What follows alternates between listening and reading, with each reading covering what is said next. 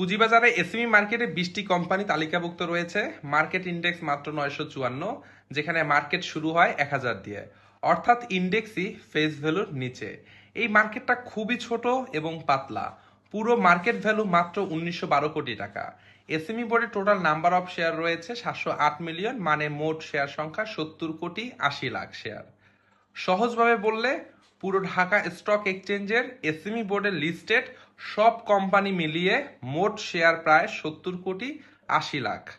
অনেক কোম্পানির sponsor share আছে 30%-এর বেশি। তবুও হিসাবের খাতিলে যদি 30% বাদ দেই, তবে ফ্রি ফ্লোট শেয়ার 49 কোটি 56 লাখ।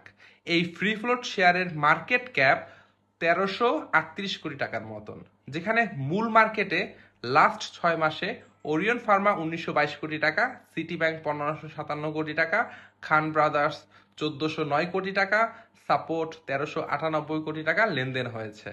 অর্থাৎ এই টাইপের একটা কোম্পানিতে যেই পরিমাণ টাকা লেনদেন হয়েছে তা দিয়ে পুরো এসএমই মার্কেটের 20টা কোম্পানি কিনা সম্ভব।